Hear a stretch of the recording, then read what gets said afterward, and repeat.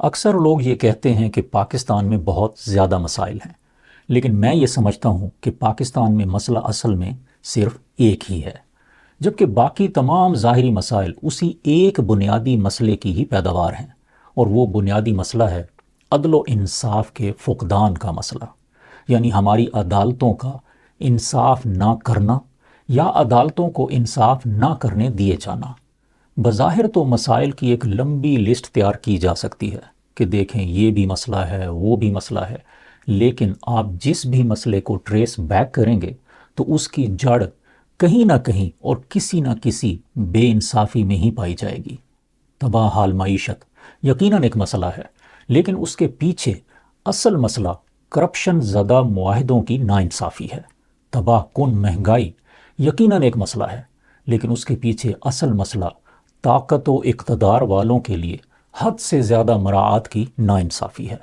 بدحال تعلیم و صحت یقیناً ایک مسئلہ ہے، لیکن اس کے پیچھے اصل مسئلہ نااہلوں کو نظام کی لگام پکڑانے کی ناانصافی ہے۔ امن عامہ کی بگڑتی صورتحال یقیناً ایک مسئلہ ہے، لیکن اس کے پیچھے اصل مسئلہ وسائل کی غیر منصفانہ تقسیم کی ناانصافی ہے۔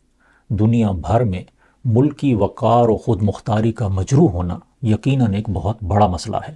لیکن اس کے پیچھے اصل مسئلہ ذاتی عہدوں اور مفادوں کی سودے بازیوں کی ناانصافی ہے۔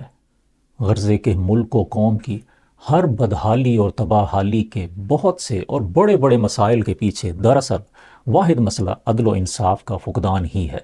اور اس حقیقت کی اس سے بڑی دلیل اور کیا ہو سکتی ہے کہ ہادی برحق رسول کریم صلی اللہ علیہ وآلہ وسلم نے بالکل واضح طور پر ہمیں یہ بتا دیا ہے کہ کوئی قوم تباہی کا شکار اس وقت ہوتی ہے جب اس قوم میں عدل و انصاف نہیں ہوتا، جب طاقتور کے لیے ایک قانون اور کمزور کے لیے دوسرا قانون ہوتا ہے۔ اس لیے میں اس بات پر کامل یقین رکھتا ہوں کہ جب ہمارے منصف ہر طرح کے دباؤ اور مداخلت سے آزاد ہو کر، خود مختار ہو کر، سب کے لیے ایک ہی قانون کے تحت یکساں عدل و انصاف کے ساتھ فیصلے کرنا شروع کر دیں گے، اور ہماری عدالتیں پیغمبر کی بیٹی کی مثال کو سامنے رکھتے ہوئے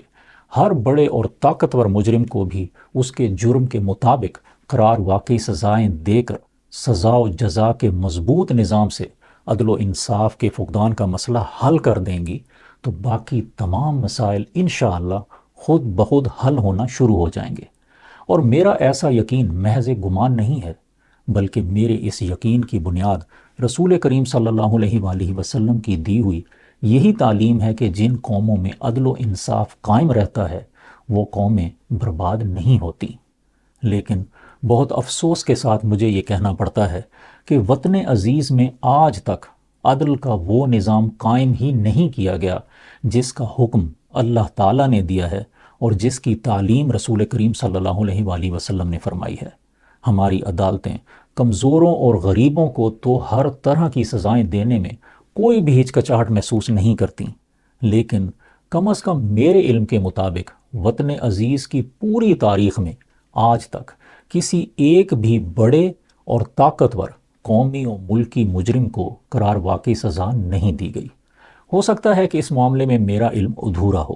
اگر آپ کے علم میں کسی ایک بھی ایسے صاحب طاقت و ثروت مجرم کا نام ہے